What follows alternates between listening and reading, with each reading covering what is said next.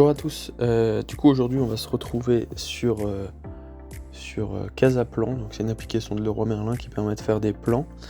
Qu'est-ce qu'on va y voir? En fait on va y voir les projets de comment est-ce qu'on va faire la suite, pourquoi faire ça sur un logiciel de modélisation 3D. En fait ça permet de mieux se repérer dans l'espace, de voir les volumes, etc., de voir s'il est possible de mettre une douche à tel endroit ou pas, en fonction de la taille qu'on a. Donc pourquoi cette application? Tout simplement parce qu'elle est gratuite et pour une utilisation classique comme vous et moi, c'est amplement suffisant. La première chose à faire, c'est de remodéliser la maison comme elle était déjà actuellement. Donc là on peut voir, j'ai pas recréé la partie dévers du terrain parce que c'était trop technique, mais on peut bien voir la partie chemin, la partie herbe, la maison en tant que telle, et si je me décale à l'arrière, le petit atelier avec l'annexe qu'on a à l'arrière. Si on passe sur les plans 2D du rez-de-chaussée,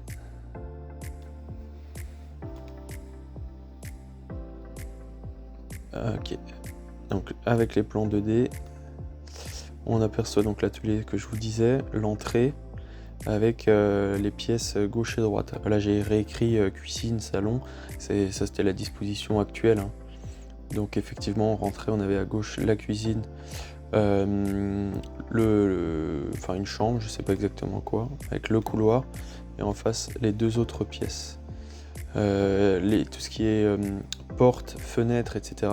Pareil, j'ai tout remis exactement comme c'était.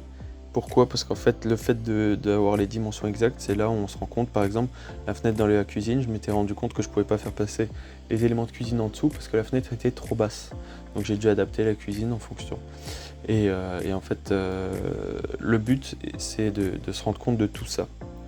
Si on passe au premier étage, pareil, donc on venait par là avec l'escalier. Et après, il y avait toutes les chambres de manière symétrique. Et donc là, le grenier de la partie arrière. Voilà, il n'y a rien de plus à dire sur comment c'était avant. Si on regarde maintenant mon plan, la modélisation que j'ai commencé à faire, donc dans l'idée ça ressemblerait à quelque chose de ce type. Donc on a la maison comme avant qui reste inchangée. À l'avant j'aimerais y passer une baie vitrée avec du coup une terrasse surélevée étant donné que la maison est surélevée par rapport au chemin. Il y a collé un garage, parce que là actuellement il n'y a aucun garage pour ranger une voiture.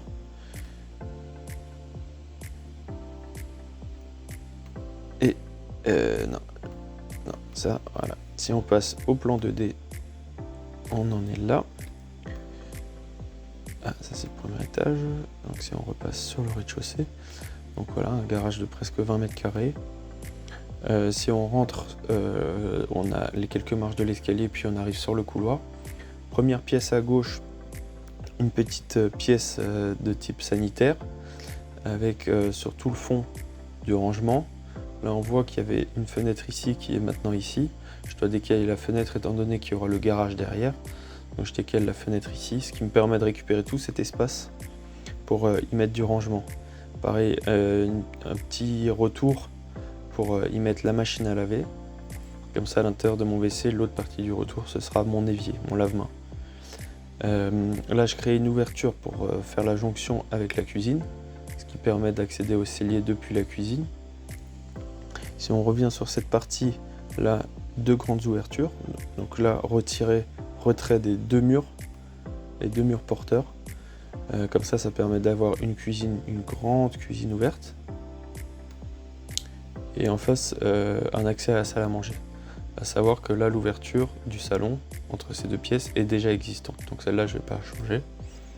Là, on a une cheminée, on en avait une deuxième ici. Donc celle-ci sera retirée, ça permet de récupérer l'espace de passage. Celle-ci sera gardée parce qu'elle ne dérange pas et au moins ça permet de mettre un petit poêle à bois. Et donc la partie salle à manger avec la baie vitrée qui donnerait directement sur la terrasse.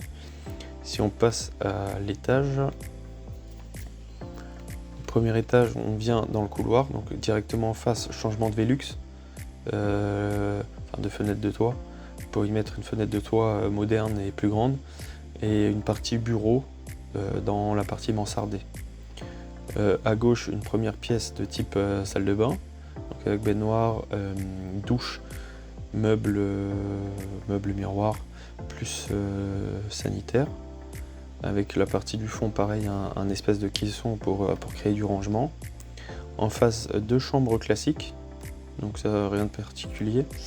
Et ici, une chambre où je voudrais bien faire une suite parentale. C'est-à-dire qu'à l'arrière, j'ai l'étage de la grange qui ne sert à rien, entre guillemets. Le problème, c'est qu'il est bien plus bas, je crois, j'avais mesuré à peu près, il y a 90 cm à 1 mètre d'écart entre les deux. Donc il faudrait que je puisse d'abord rehausser le plancher de la grange, pour ensuite, donc le plancher, la toiture, enfin tout, pour que je puisse ensuite créer une ouverture, pour créer une jonction entre la grange et la maison, et donc faire une suite parentale en recréant du coup une salle de bain dans l'étage de la grange. Donc ça, ce serait un beau projet. Si on se la fait en version promenade, voilà, ça donnerait quelque chose comme ça. Donc là, bon, j'ai pas recréé la partie escalier, hein, mais on arrive sur le couloir. Du couloir, on arrive dans le cellier, donc avec des rangements sur le fond. La première pièce sanitaire et une ouverture dans le mur pour accéder à la cuisine. Tout ce qui est couleur, meubles, taille, forme, il n'y a rien qui est définitif. Hein. Les cuisines, c'est pas parce qu'elle est noire qu'elle sera noire, et ainsi de suite. C'est juste pour avoir un ordre d'idée. Donc là, cuisine avec une partie centrale avec un îlot, le tout directement ouvert, qui donne sur la partie salle à manger, qui elle-même donne sur la partie salon. Comme ça ferait une grande ouverture, et du coup la baie vitrée qui donne sur la terrasse. Si on fait la même à l'étage,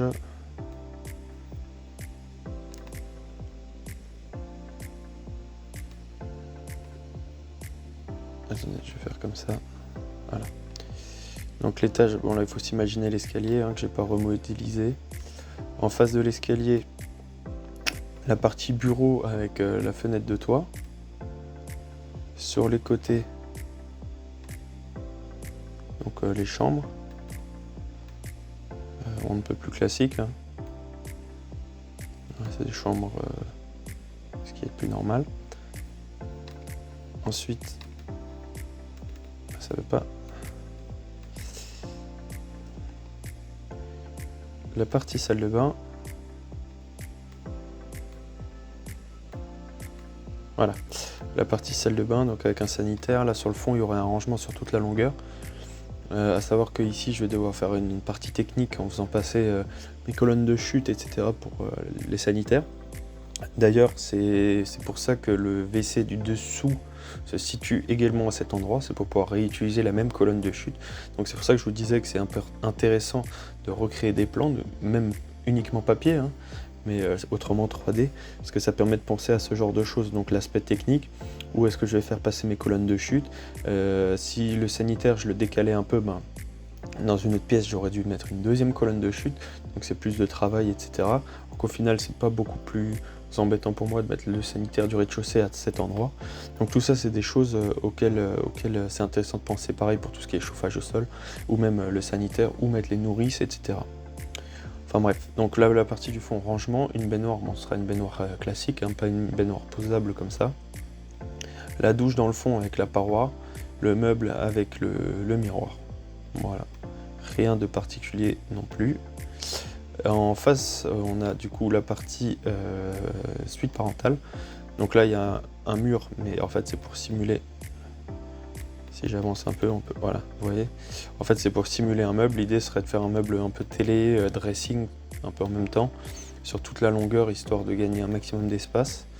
Et après, cette fameuse salle de bain qui serait au-dessus de la grange, pour pouvoir y accéder comme ça. Bon, ce serait mansardé, hein, forcément. Mais pareil, pour mettre une petite douche, une baignoire, pourquoi pas, parce que c'est toujours sympa en tant qu'adulte d'avoir une petite baignoire pour soi, même si c'est pas forcément vital. Et de quoi ranger ses produits, etc. Et avoir une petite douche, et un petit évier. Voilà. Voilà à peu près pour les projets. Je vous ai pas fait part des idées, hein, parce que c'est une partie très très longue qui n'est pas passionnante. Vaut mieux que je vous montre le résultat final. Donc dans les grandes lignes, ça ressemblera à ça. Les éléments de cuisine ne sont pas définis, enfin les petits détails comme ça vont encore changer. Par contre les sanitaires seront ici, la cuisine sera ici, et ainsi de suite, ça va pas bouger. Voilà à peu près pour les plans. Là, la prochaine étape pour moi, parce que là c'est bien beau d'avoir tout ça en idée, la prochaine étape pour moi ça va être le permis de construire, ou du moins la déclaration préalable de travaux. Ce qu'il faut absolument que je fasse pour pouvoir valider mon plan. Je ne peux pas commencer à construire le garage ou à changer les fenêtres de toit si ma déclaration ne passe pas. Donc la prochaine étape c'est de faire la déclaration, d'attendre qu'elle soit acceptée. Et une fois qu'elle sera acceptée, je pourrai officiellement valider ce plan et commencer les travaux en ce sens.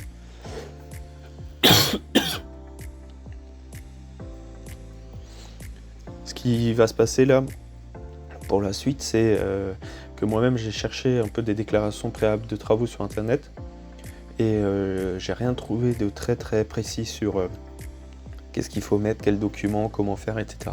J'ai rien trouvé de précis. Donc moi ce que je vous propose, c'est que la vidéo suivante, on fasse la déclaration de travaux ensemble. On fera une avance rapide jusqu'au retour de la mairie. Et comme ça, on pourra ensemble voir comment tout faire de A à Z. Donc voilà. Donc voilà, ça c'est pour les plans. Et je vous dis à la prochaine pour la déclaration de travaux.